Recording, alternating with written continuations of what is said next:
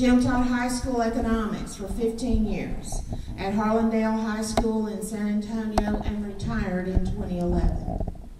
In 2008, Jim Gibson joined the Texas Board of Volunteers and currently serves as the Executive Vice President. Jim, would you please come forward, and please, you all, turn off cell phones and all electronic gadgets.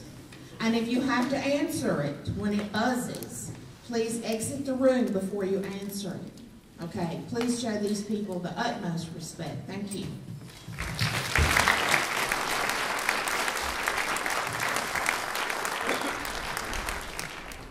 Morning, ladies and gentlemen. How are you this morning? Morning. This is quite a crowd, and I would like to thank Joanne and this organization for giving us the opportunity to come out and speak to you folks today a little bit about what we feel is an issue that's having a profound impact on this community, on the state, and this nation. We see a few things that a lot of people don't see, and things that go on down in South Texas never seem to make it into the mainstream media. So this is our attempt to try to help rectify that situation. This afternoon we're going to do something a little different than we did last night. Rather than go through the PowerPoint presentation, I'm going to give you just a brief overview of the organization, and then we'll show you a video. It's about 7 minutes long that we put together. We got a couple of guys who decided, hey, we want to see what we can do to kind of promote TVV a little bit. So they created a video, and it's kind of an experiment, so we're going to use you guys as guinea pigs to see kind of how this thing turned out a little bit. And what we plan to do in the future is to produce more of these types of videos and have them posted on our website, and also try to get them to some media outlets and see if we can generate some interest there.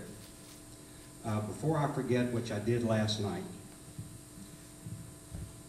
we were asked about some of the things that you can do to help. One thing I forgot to mention, we have a standing invitation to any elected official at the state or federal level to come to South Texas to visit the ranch, meet with ranchers, landowners, and law enforcement personnel to get a briefing and an overview of what's going on. It's open to either party, and this past spring, then candidate Ted Cruz came down and spent a day with us. Also, David Dewhurst came down prior to that and spent a day with us. So if you would like to invite or talk to your representatives about doing that, just let us know, and we'll see what kind of arrangements we can make to accommodate them. Now, about the organization. Texas Board of Volunteers is a 501c4 nonprofit organization. We're all volunteers, we're all civilians. We operate in South Texas, down in the Brooks County area. If you're not familiar with that, it's about 70 miles due north of the McAllen area up Highway 281. We have members that come from all across the state of Texas. Sherman, Dallas-Fort Worth, Midland, Houston, Longview, and myself and some others come from San Antonio. The membership, when making these trips down to South Texas, obviously spend quite a bit of money and time in doing so. They pay for everything out of their own pockets. Being that we're a nonprofit, we get no tax dollars whatsoever. So we don't cost anybody anything. We were hoping to make the stimulus list, but we fell short. We rely heavily on donations because we have no tax money coming in. Speaking of that, we have a donation jar and some brochures and business cards in the back if you're so inclined. Every penny that we collect goes to purchasing equipment that we use in the field. We have no salaries, we have no administrative costs, we have nothing other than that. So your donations, every dollar that we collect goes to paying for that type of equipment and stuff. Our membership is a diverse group. We got black, white, brown, male, female, and we even have married couples that come down and spend some time with us on the watches. The backgrounds are varied as well. We have professionals, we have blue-collar types.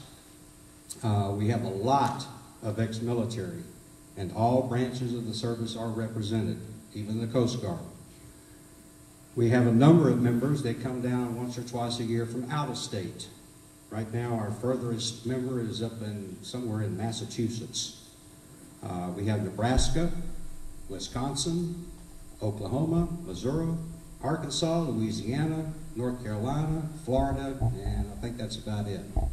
But these folks take vacation time once or twice a year, load up their vehicles, and come on down and spend a few days with us.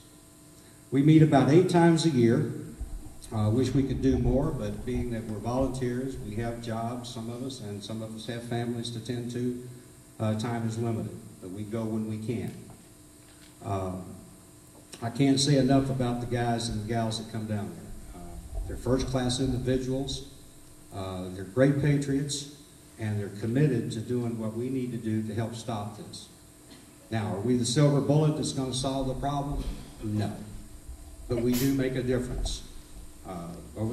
We've been in existence since 2006, so that we're no secret down there anymore. The bad guys know we're there, we know that they're coming. It's just a matter of trying to get together, so to speak. We work very closely with law enforcement, and this is something that we're extremely proud of. There have been great efforts over the years since 2006 to create that relationship where law enforcement trusts what we're doing. They know we're not a bunch of yahoos that's running around loose with AR-15s and that sort of stuff. We're professional at what we do. We have a set of standard operating procedures, and we follow those. When we're in the field, Border Patrol shows up. They know that they can count on us to watch their back, and they can count on us not to interfere. We're simply an extension of their eyes and their ears.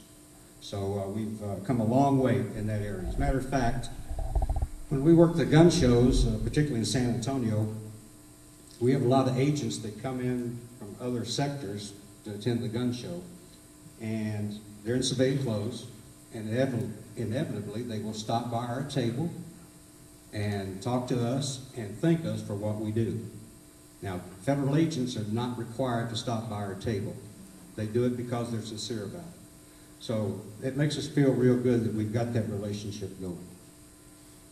With that, what I would like to do is have our guy in the back punch up that video. Once that video is over, I will introduce Dr. Vickers and Linda Vickers, and they will take over from there. Yes, sir. Base copy that. Thank you, Chief. And Gumball, Polecat is at 2-1, so I think we've got him shut on the north side for sure. The direction is now northeast direction, mostly north. Understood, Chief. Did you hear that, Gumball? Gumball is moving to the south, east of the highway. Thank you. Base clear. Thank you, Debbie. Since our inception in 2006, Texas Border Volunteers has reported over 1,600 criminal trespassers and never had a single physical altercation with any of those reported. For extra eyes and ears out in the brush, and we've been here without incident. We have a lot of rules and regulations and trying to stay out of Border Patrol's way. Most of them, I feel, really like what we're doing, because when we report into Border Patrol, they know that we've actually seen them, and we give a hard count of groups. Once across the Rio Grande River, the illegal aliens are loaded like cattle and moved 60 miles inland to just south of the Falfurrias checkpoint.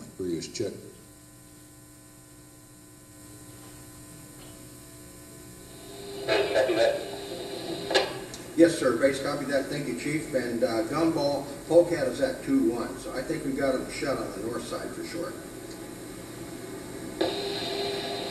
The direction is now northeast direction, mostly north.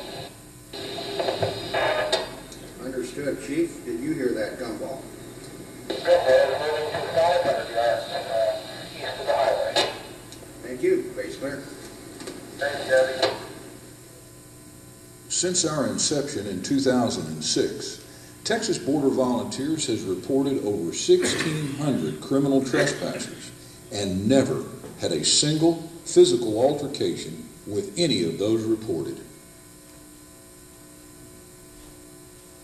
Or extra eyes and ears out in the brush, and we've been here without incident. We have a lot of rules and regulations and try to stay out of Border Patrol's way. Most of them, I feel, really like what we're doing, because when we report into Border Patrol, they know that we've actually seen them, and we give a hard count of groups.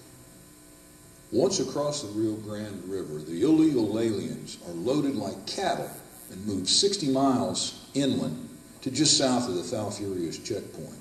From there, they're driven up to 15 miles either east or west of the main road to begin their journey north.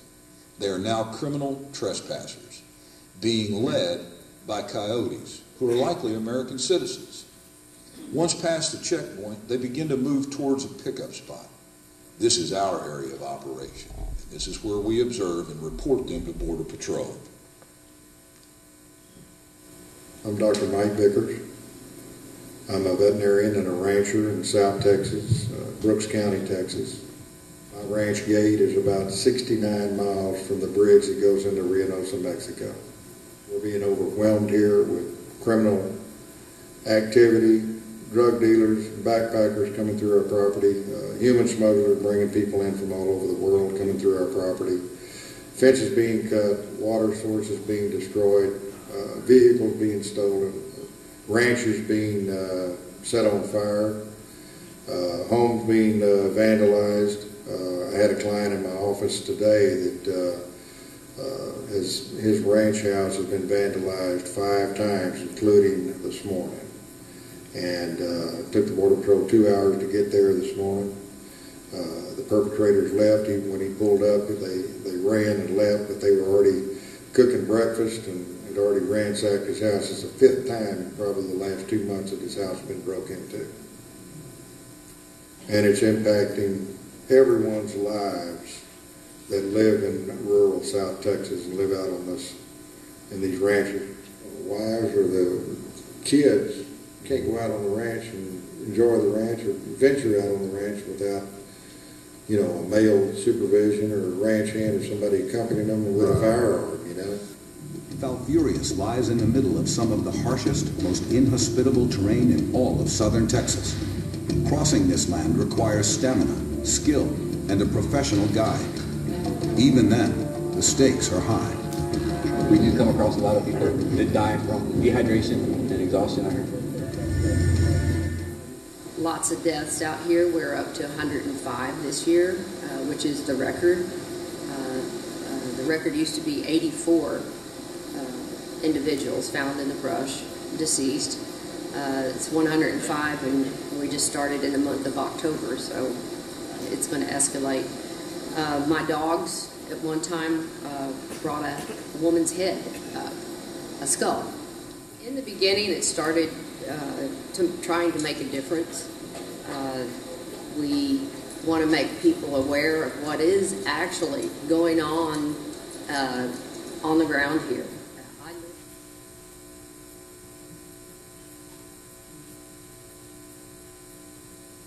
People who come down here, there are a few law enforcement people here, there are a few ex-military people here. I'm a retired airline captain. We have retired engineers, we have retired plumbers, and we have active and working people who actually schedule their vacations a year in advance in order to be able to come down here and do this. We just simply are providing eyes and ears for the United States Border Patrol to apprehend individuals coming into our country illegally. An increase in women. Since the DREAM Act has been passed, there's almost in every group that I see, there's 15 and 16-year-olds.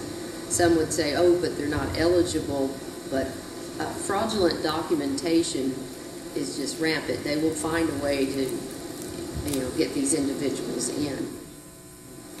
In these groups, this is an area that has a high OTM rate, other than Mexican rate. There are thousands of people coming in here illegally from all over the world. We intercept Chinese out here, Pakistanis. mostly Central Americans, Guatemalans, Hondurans.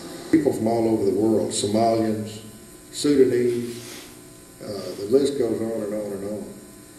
We've had a lot of India, Sri Lanka, Nepal, Somalia. Over 75 different countries have been apprehended in Brooks County alone by Border Patrol. And if that doesn't tell you the border is porous, nothing else will. There's no question, we're losing our country over this very issue right here. There are literally thousands of people pouring in here, right through this Brooks County area. It's one of the hottest crossing points in the nation. Hundreds of thousands of illegal aliens enter this country every year. The majority of them go unchecked. Thousands upon thousands come from countries that are overtly hostile to America. A paper written in 2011 by two former Army generals, Barry McCaffrey and Robert Scales, addressed this often forgotten aspect of our nation's security. The paper was entitled Texas Border Security, a Strategic Military Assessment. People need to stand up and do something. They need to bring awareness to their friends, their family members, people in their community about what's happening down here and the threat that it poses on the rest of the United States. We invite you to come down and see firsthand the dangers that we face as a country because of our porous southern border.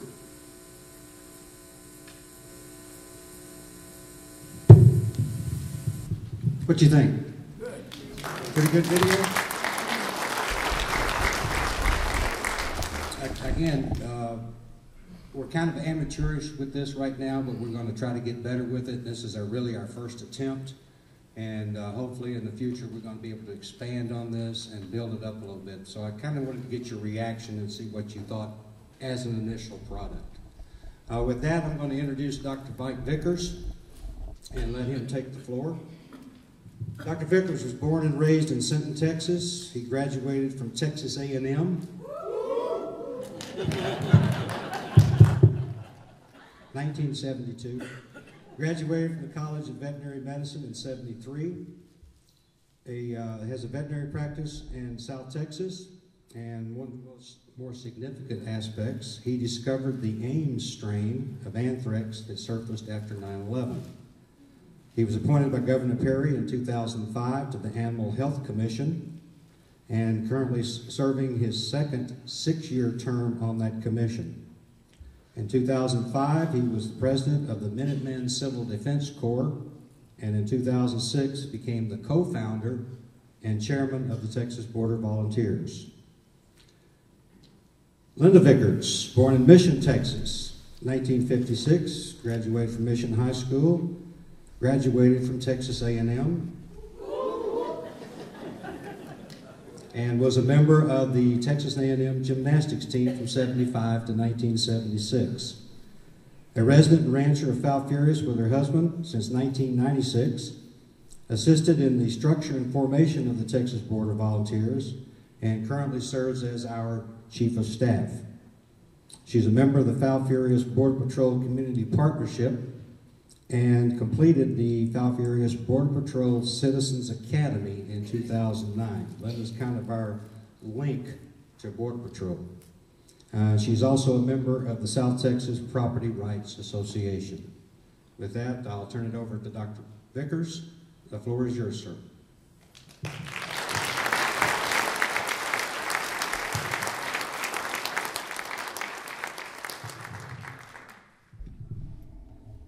Howdy, people. I appreciate your presence here. It's really refreshing for Linda and I and Hoot to see that there's a large number of patriots still on the face of the planet that are concerned about the future of our country. And let me tell you, it's been a long time ago. It's been a long time ago that Linda and I realized that we're losing our country. I mean, that this wide open border with all these people with criminal backgrounds from all over the world just coming right in here undetected through all this private property. Hoot mentioned I'm a veterinarian. I actually practice in about 16 counties along the border. Have over 300 ranch accounts, and I've been practicing down there since 1973. And over the course of the past couple of decades, I guess starting in the late 80s, my clients were having all these issues with these hordes of crowds of people coming through their property. And previous to that, the traffic was very, very low. An occasional Mexican peasant or two would come by the ranch or my clients' or friends' ranches and ask for a job. They were very respectful, asked for water, and just move on. But starting in the late 80s, it started escalating. The crowds got bigger. The people coming became more destructive, started cutting fences. And I guess we had our first dead one found on the ranch back in 1991. And he was from Pakistan. And the disposition of these people started escalating to the point where we are today. 129 dead bodies just in Brooks County alone, most of them within 15 minutes of our house in fiscal year 2012. And we've already got a large number so far this year. It's completely mind-boggling and out of control. And the president last year came to El Paso and said, oh, the border's secure, more secure than it's ever been. They want a moat, they want alligators in the moat, they want a fence.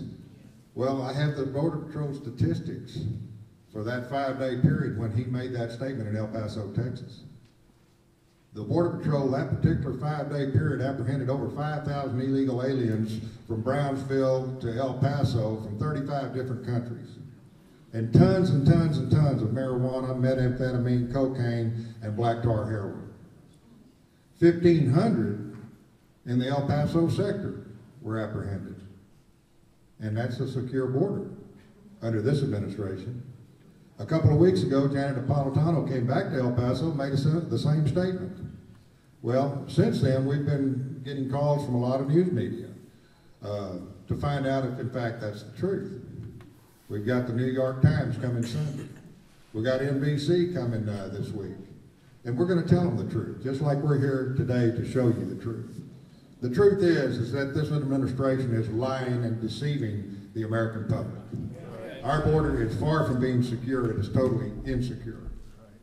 And to substantiate that, I've got these pictures here that you can see of all the deaths and the things that are going on right here in Texas, right here in Brooks County, Texas. And as the little video showed you, we're 60 miles north of the border. And it's not just in Brooks County, it's in surrounding counties as well.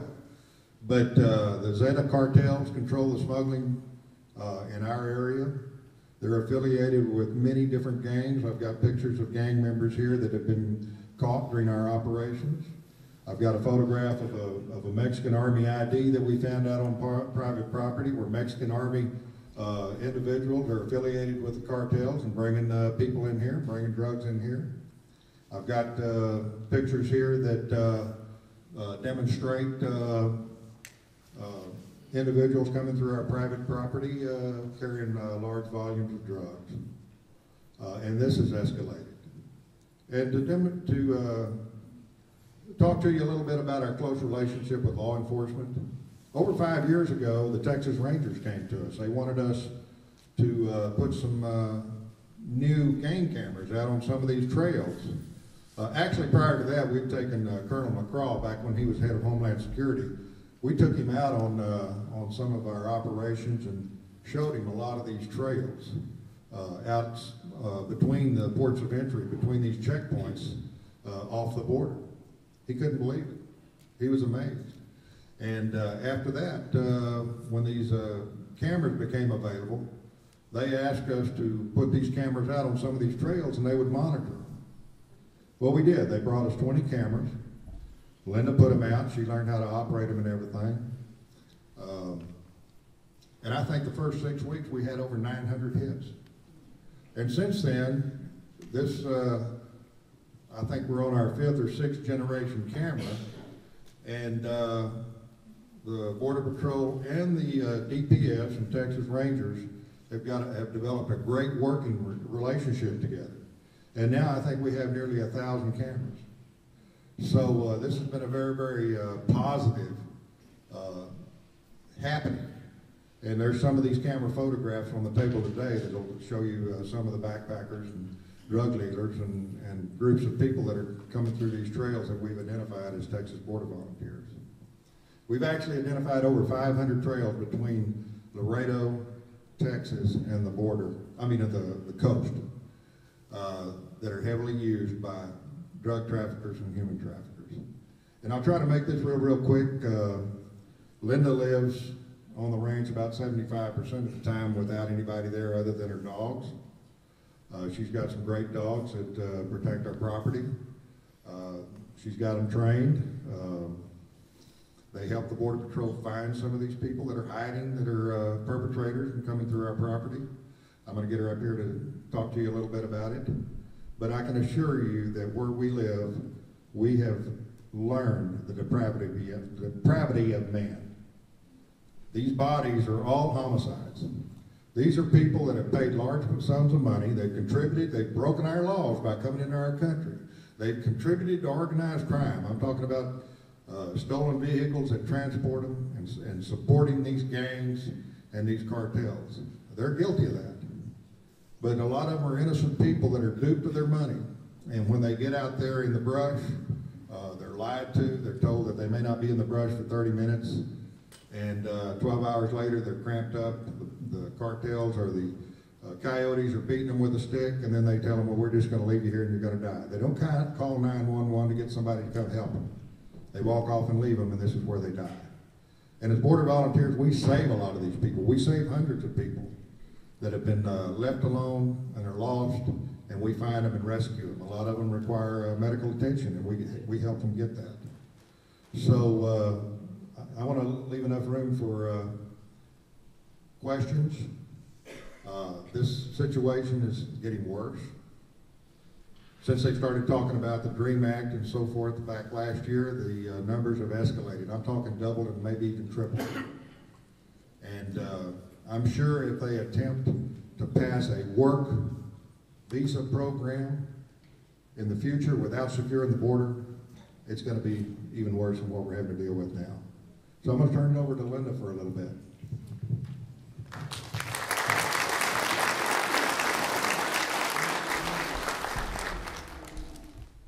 Where's the picture, Mike? No picture? What are you looking for? My best team. Here, right here. Front and center. I know y'all can't see this very well. This is my best team. And I ended up calling them that because that is Blitz, Elsa, Shotton, and Tinkerbell. Now don't let the name Tinkerbell fool you. Tinkerbell is a 90-pound Portuguese cattle dog crossed with an Italian Mastiff. I call her my 50 caliber, sits in the back there. Well, the puppies are now over a year old. Last year I knew I was onto something when I'd drive around and those puppies would start getting excited and they'd jump out and boom, locate a group of illegal aliens. I said, I'm going to have to start keeping count of this. Well, last year, myself and these dogs, 119 illegal aliens with 101 apprehensions by Border Patrol.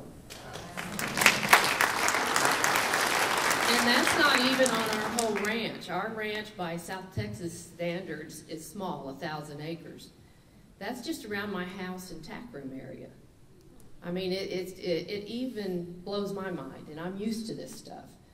People will ask, how do you live down there? And really, I used to answer, how do people live in New York City? Pretty much the same. You know, you have to be aware. And these dogs give me an awareness that I had no idea, you know, that these people were hiding, looking at my house, hiding around my barn area. And I don't walk outside the door without a pistol or a cell phone. And I realize even though I'm not scared, I am frightened. Otherwise I wouldn't be carrying a weapon everywhere I go, even when mowing the yard. You know, that there is a fear factor there, but I am prepared, though I'm not complacent. I live there, But, you know, and these dogs have made me even more aware that I need to be on my toes. So, and this year already, 18 illegal aliens reported with 13 apprehensions. And I tell you what, those German Shepherd boys, they're over a year old. Their father was a retired Border Patrol detection dog. So they've got it, you know, they've got that nose. And the sire of these pups, $24 million worth of drugs he detected in his career. So they're good boys, and I'm real pleased with them. So I guess we'll take some question and answers now with Hoot and Dr. Vickers and myself. I think there were cards. Yeah, give me a second to get Okay. you were faster today than you were last night. When you turn on the name, I'm going to start, and they're going to go ahead and collect so we can get everybody moving. Is the microphone over there? Yeah, they're going to turn it back. check 1, 2, check 1, 2, check 1, 2. Okay, you got me again. Here you go. How many U.S. citizens living on the border have been murdered? That's a tough question. I can tell you hundreds of people are being intimidated. I have a lot of ranch clients along the border, and just about all of them that have property along the border have been intimidated and are threatened. And just 2 weeks ago, I had one of my clients south of Laredo, his neighbor, was baling hay along the river, and they opened up on his Ford F-250 from across the river with machine gun fire and shot out his back window, but they did not hit him when he was retreating. But incidents like this have got people intimidated. There was actually an incident last year where the cartels came across the border in their black Suburbans, and all camoed up with weapons, and went out and threatened a farmer and told him not to burn his sugar cane field there in Starr County, Texas, because that was their smuggling route through that sugar cane. And they didn't want to burn that sugar cane because it would open up that pathway that they were using through that sugar cane field, and shut down that pathway. And these guys were threatened, so they called law enforcement. It took 2 or 3 days to get enough sheriff's deputies and border patrol agents out there to go ahead and burn the field without any issues.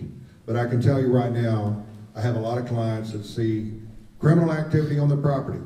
Trucks coming on their property, boats coming across from the other side, loading that truck up with dope, and they don't call law enforcement. Because they know law enforcement in the United States of America is not going to protect them. They're not going to have a border patrol agent out there protecting them all day long. These cartel people know where their kids go to school, they know where their wife shops in town. You know, they turn their back and go away. I had one guy tell me one time that he has property between Rio Grande City, Texas, and McAllen on the river. And there were some guys came down, this was several years ago. Some guys came down and came through his property, saw a white truck down there on the, not far from where he lived, a quarter of a mile down on the river. And he got in his truck and went down there to find out what they wanted. Well, the guy got out of the truck, stuck an AK-47 in his ear and told him, go home and don't come back and don't call anybody. Well, he moved and he sold his property. There's a lot of ranchers that have done that, have left their property, moved to San Antonio or Dallas or Houston and have their property up for sale, but it won't sell because there's criminal pathways through that property, and most people know it. So anyway, I hope I answered your question. There's not a lot of people that have been murdered. There have been some murders. There was a rancher in Brooks County a few years ago murdered by a criminal organization, but we suspect that he might have been involved. He might have been letting them use his ranch as a pathway, and there was something happened there. This was a number of years ago. But most of the people that have a lot of traffic through their ranches in the far-reaching areas of these counties, far areas, quite a distance from town to the Border Patrol checkpoint, have been intimidated or actually threatened, and they've left. So, anyway. Is it possible to set up a contingent in Del Rio if a rancher gave use of his property, and what would be required? What do you mean by contingent? I can tell you this much: Del Rio is not impacted by the smuggling to the degree that we are in further South Texas. Del Rio, Villa Acuña is becoming more dangerous, but that traffic in that area has slowed down for a couple of reasons. Number one, when they get caught in that area, they go before a magistrate for entering the country illegally. And they may be given a jail term for 2 weeks to 3 months. Well, they can't tolerate that. They have to feed their families as workers anyway, the small percentage that are coming for work. And so that has stopped a lot of the traffic in that sector. They still have traffic, but not to the degree that we do. Now that stops in Laredo. Can I make a comment? Yeah, here, Linda wants to make a comment on that. I've had some agents, Border Patrol agents in Falfurrias say they knew if they got transferred to Del Rio that they would have to bring their own illegals. In other words, traffic is so much lower there in that area than what they're seeing on the river in the Rio Grande Valley or in Falfurrias. What is done with the people that are caught? It depends what nation they're from. They are now all fingerprinted. So as far as I know, they'll deport them right away from Mexico. The other countries, they send them to holding facilities, and until they get enough of those from that certain country, say El Salvador, then they'll group them up and ship them back to El Salvador. Many of those countries try to stay here by using asylum. In other words, if I go back, I'm going to be killed. The Chinese are held, and from what I understand, China will not take them back. And so they hold them as long as they can, and 6 months. 6 months, and then they turn them loose. Yep. So what the answer is, I don't know. I know if they're criminals, if have a background in criminals, they'll try and keep them longer, but as far as I know, they turn them loose after 6 months. In America. In America. In America, that's right. Yeah. Is there any doubt in your mind that the large numbers of illegal aliens coming across the borders began in the late 80s after the first amnesty was granted? That's probably true. I can comment on that. I could probably answer that from this perspective. And I moved out on that ranch in 1984, and after 1986, that's when we started seeing more traffic, and it just started accelerating. I mentioned that we had our first death in 1991, and through the 90s, it became more problematic, more destruction. The disposition of the people was more aggressive and more disrespectful to the property, and to the point that we have now. And yes, that's a true statement. In the late 90s, especially during the Clinton administration, that's when we started seeing a lot of huge groups with, I had one group one time. We have a Texas roadside park right in front of our ranch in the median, and it's a pickup zone. We're the pickup zone. And we found one camping area, so to speak, out from in our property from that roadside park, and we picked up 98 backpacks, and all of them had literature and deodorant and toothpaste, all in Chinese writing. So this was a huge group of Chinese that came through, and this was about 94, I think. So 95, it was, and then it's progressed to the point that what we have now, and it's just totally out of control. When I first moved to Falfurrias in '75, we had 7 Border Patrol agents. Now we have over 300. Close to 300. Oh, is it close to 300? Yeah, 300, okay. And I've got a picture here of our Sheriff's Department compound taken from a DPS chopper last year. There's probably over 400 vehicles in this photograph. All of these are vehicles stopped by our Sheriff's Department. 6 deputies covering 1,000 square miles in a less than a 6-month period. But they got a lot of questions. Short Okay, all right. If an illegal alien invades your home and you catch them in the act of destroying your property, can you shoot them? I've taken, my concealed handgun course, and the captain that gave that, he had an interesting fix on that, wherever you live. He said, you can come home and somebody's walking out of your house with your TV. He said, you can legally shoot them. Criminally, you won't be charged. However, you can bet on a civil charge. Was that TV worth it? I've come back, in fact, the team, I've driven back, and I have a bad habit of leaving my back door unlocked. I go do my horse thing and come back. Well, the team, the best team, started going nuts and ran into my back porch and cornered 2 illegals. They were getting water, but they said, we hadn't eaten in 3 days. Next move was they were going to be in my house. Now, I've never personally encountered that, but that shooting, it's just, it's something, it's a no-brainer if one comes at you aggressively. I'm prepared for that, but I'm telling you, a lot of them will start showing you their holy cards and praying to God, and we keep a distance. I keep a distance, and I am prepared to shoot over their heads. If that doesn't stop them, that has told me something. I'm also carrying a stun gun. The last thing I want to do is kill somebody, but I will protect myself, and I will protect my home. What are you recommending to secure our border? Everything.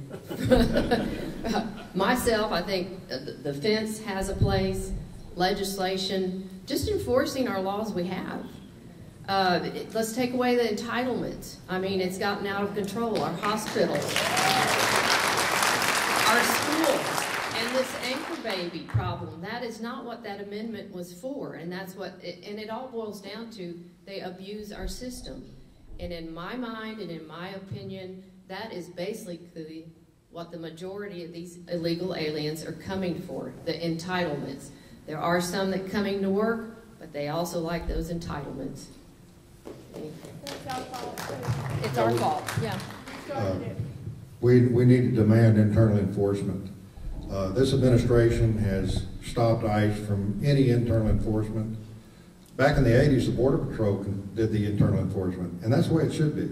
The Border Patrol ought to have free reign to take anybody out of this country that came in here illegally. This Immigration and Customs Enforcement, it's a scam. I mean, this thing was doomed to disaster before it ever started. Taking internal enforcement away from the Border Patrol and giving it to another agency and then not letting them do their job. And now this president is telling them not to do their job. There's a lawsuit involved over it.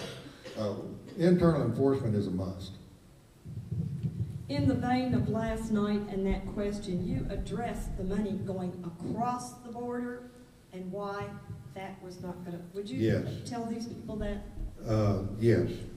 In Brooks County, Texas, I mean, Linda sees them at HEB. We have gang members coming in from all over Texas. I mean, dozens of different gangs. We have pistoleros, Mexican mafia, tango blasters, you name it. We've got these big gangs coming in. And they're coming in there because they know they can make money. And what they're doing, some of these people will get to Houston, get past us, get past the Border Patrol, get to Houston, and they'll hold them in a safe house for extortion and take, and call their relatives in Mexico or wherever they're from and demand ransom money. Well, what happens also, a lot of these people coming up through Mexico are held for ransom because they find out that they've got relatives in Houston or New York or Philadelphia or somewhere, so they're held for ransom in Mexico. So what these gang members will do, they'll contact some of these people in the United States, and they'll come to Falfurrias to the Walmart and pay that ransom note with a Western Union payment of $150,000 to free those people in Mexico so they can continue to come this way. It happens at HEB too. They'll come into HEB and pay those ransom notes in Mexico with a Western Union check. So it's just completely out of control. What should we Americans who can't or don't live on the border do to help with this problem? Who'd answer that one? You want to let me answer? Yeah. Here we go. Let's get him. I think this was about the same thing that we were asked last night. The best thing that we think that you can do is what you're doing right now as a start. You've got a terrific group of folks here that obviously are motivated and concerned about what's going on. Get with your elected officials on a regular basis, not a one-time email or a one-time phone call. And if you can, go in groups, 5 or 6 or 7 or whatever, and make it clear to these folks that the situation is getting out of hand and we want a solution to it. And the period of time where they say, well, we know but, that time is over. There are no more we know buts out there. So stay involved in your local areas, and also, if you can, go down to Austin and listen to some of the hearings and get involved in some of the legislation that's floating around. I don't know how many, Joanne may have an idea how many immigration bills are out there? About 10. Compared to 30-something last session? Let me just say this, Jim. The silence down there on this issue, the silence in Austin and the halls of the Capitol on this issue is deafening. And I said that to the Tea Party caucus a week ago Monday. I told them, I said, I don't care what political party tells you that you were excused from discussing this issue. It is a matter of the rule of law. And if you don't address it, you're part of the guilty party. That's right.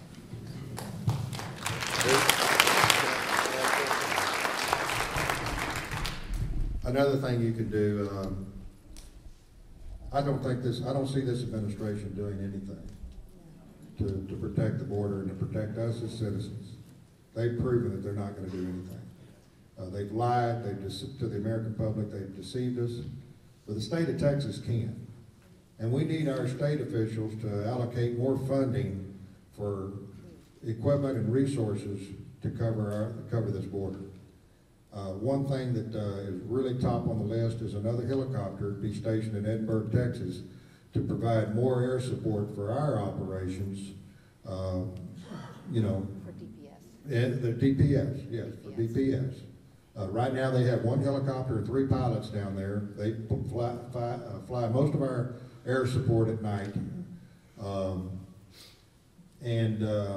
They're having to rob or use the helicopter from the Laredo sector about 75% of the time. They need another helicopter in our sector to back up that 1 helicopter. To give you an example, the Border Patrol have 10 helicopters in McAllen and 28 pilots. And our 1 helicopter probably flies 75% of the missions at nighttime. On Columbus Day, we had traffic. Well, those Border Patrol helicopters and pilots were parked because of the federal holiday. But our state guys were flying. And right now, I was told by the captain of our air wing of the DPS just the other day, that the Border Patrol actually came to them and are asking our guys, our state guys, to train their pilots. And that'll be a big step forward. But we need more air support.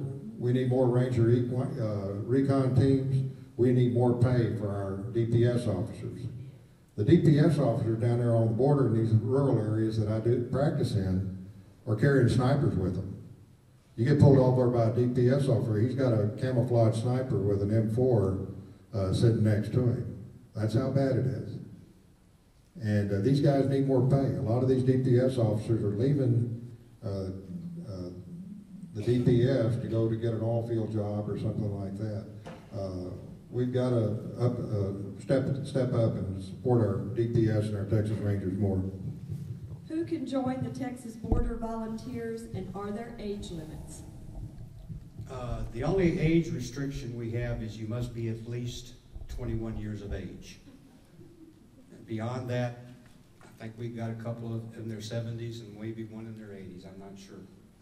So there's no age limit except for the 21. In order to join, you go to the website, and we have a button at the top that says Join Us. You can go there and you can download an application. What we will need is the application, a copy of your concealed handgun license if you have one.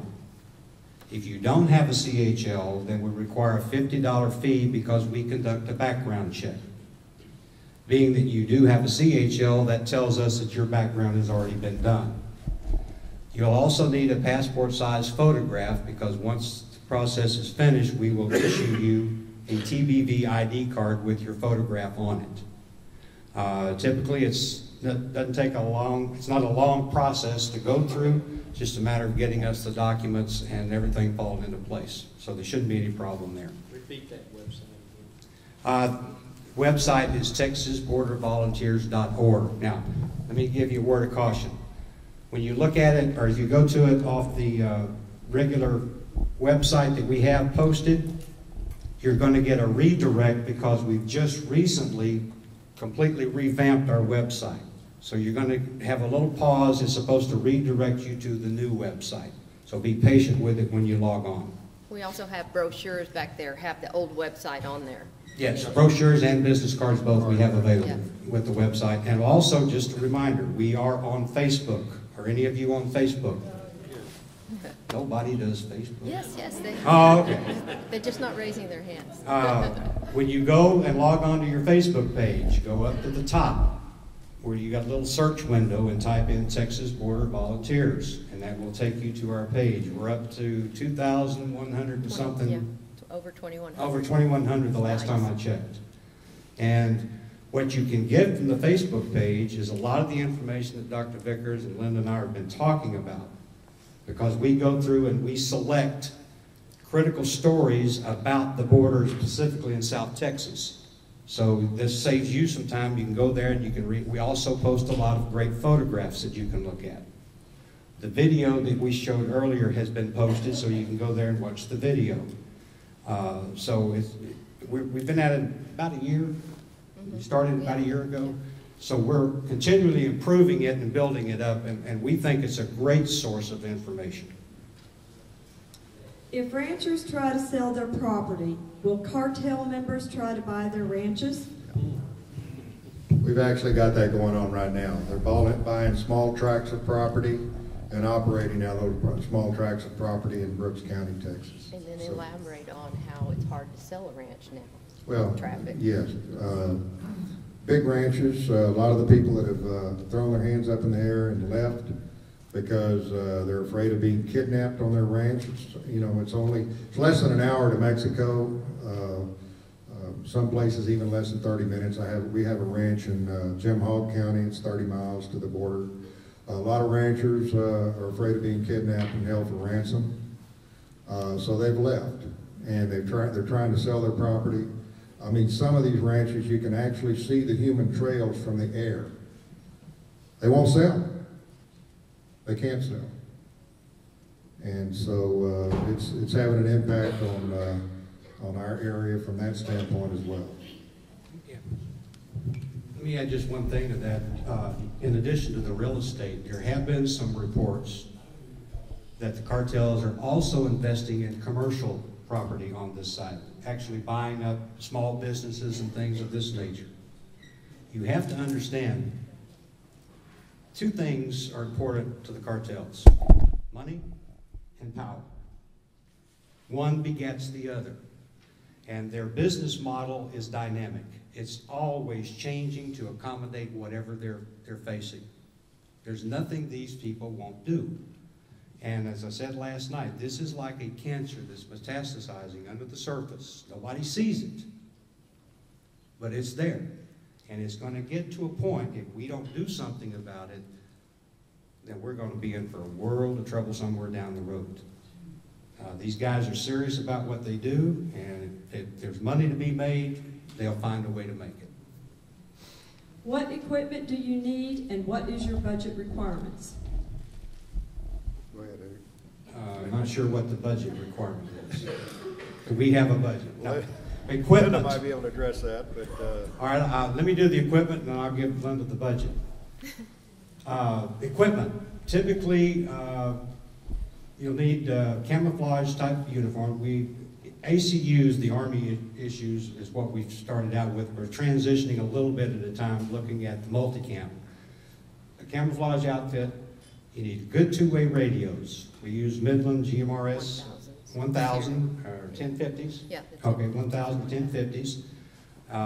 So you always need a good set of radios, and from personal experience, it's always good to have a backup of everything. Because you just never, down there, especially with the sand, getting into the radios, the earbuds, and all kinds of stuff, you have failures. We have options on your staying there. Some people camp.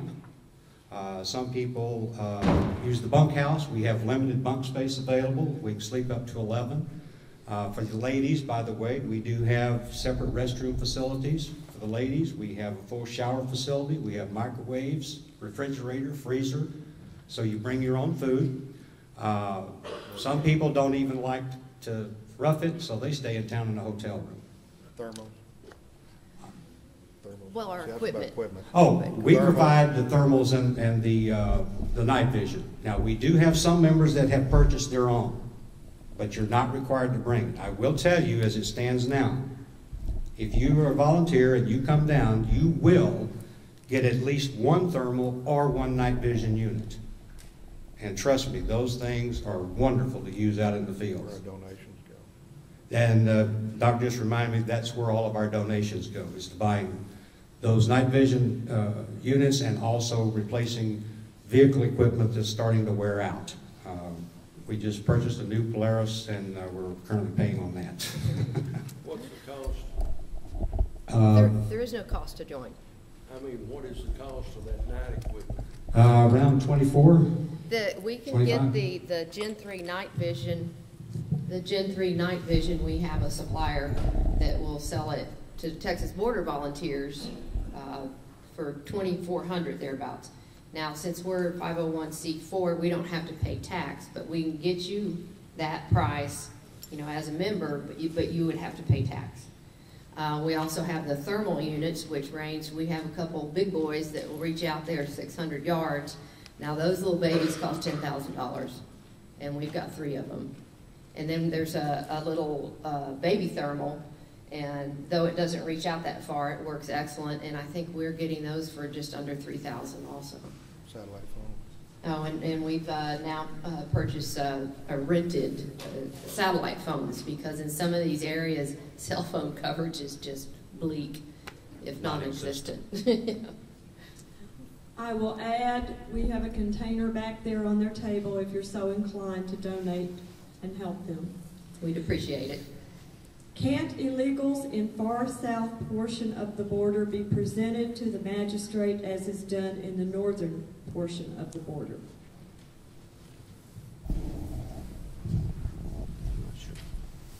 I'm not sure how to address that. I can tell you by the time that they get to our area, they're illegal.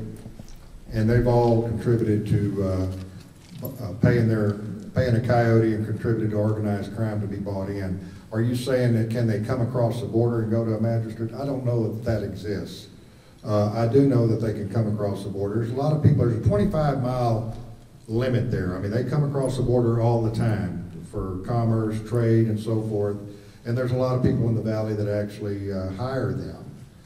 But once they get on the road and come out past that 25-mile limit, then, you know, they have to get a permit to come in here at the border, probably at the bridge, customs, to be able to go to Houston for a short stay. I'm not exactly sure exactly how that process is, but there's a lot of people that travel to Houston for relatives and stuff, and they get it right there at customs on the border. Or if they're speaking about, like Del Rio does, Yeah, I think that's what the question was. Oh. And no, they don't No, down there. no. And If you're that's talking, yes, if you're talking about that scenario I presented a while ago, where from El Paso to through the Del Rio sector, where if they're caught by Border Patrol, they go before a magistrate or given jail time. We do not have that luxury down there, and it's a shame, because the cartels know it, the smugglers know it, and the people that are coming in here know it, and that's why one of the reasons why we have so much traffic. And see, they have that same situation out in Arizona. The Yuma sector practically has no traffic comparable to Del Rio, but the Tucson sector is just being overrun.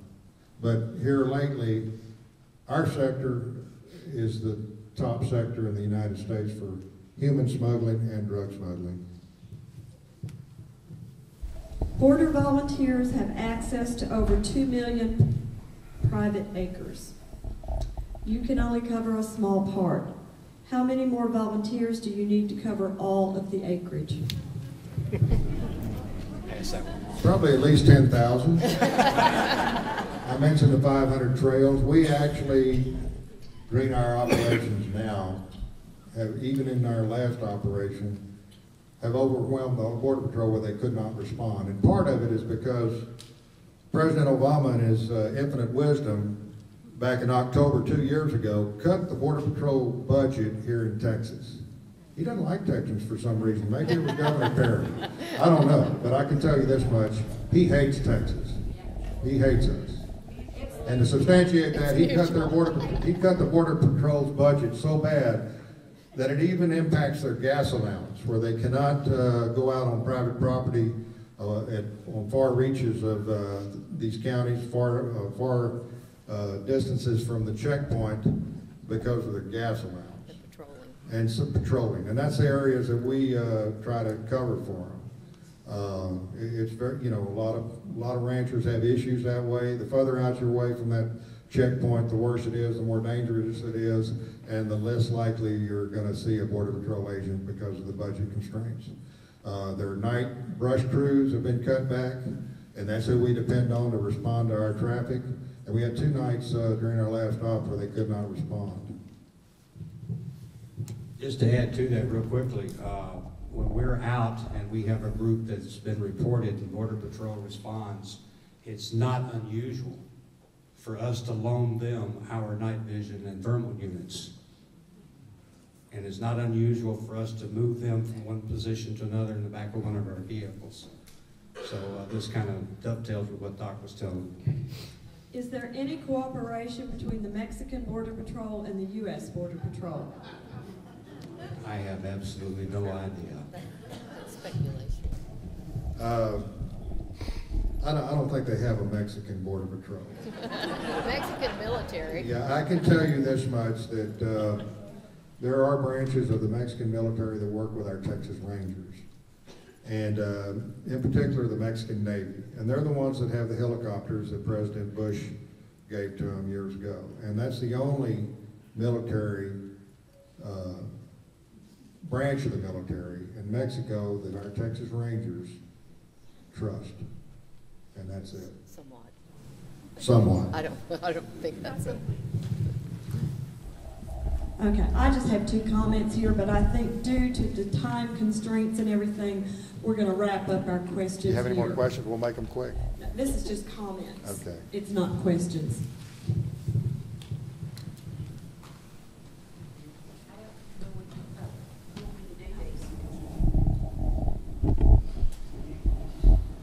Okay. Let me see here. In California, where I'm from, the illegals coming across the border are dropped off at houses in the county, in the country, a mile apart, and are picked up over a 4-week period. Each home will have 20 to 40 illegals staying there, sleeping outside. They steal mail, cars, tools from the neighbors. Get involved for the sake of Texas so we don't become another California. Amen to that. Well, let me make this statement. We're already there. There's stash houses in the valley, there's stash houses in Brooks County where they store up to 100 or more in filthy conditions, no toilet facilities or anything.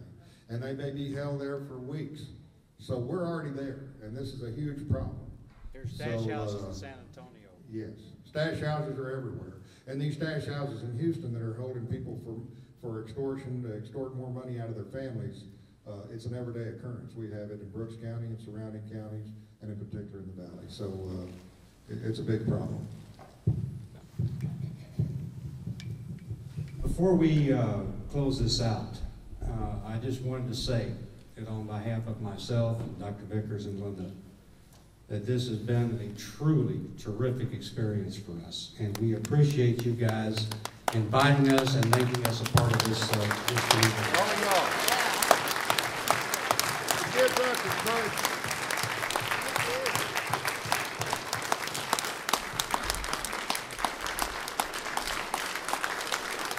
Thank you very much.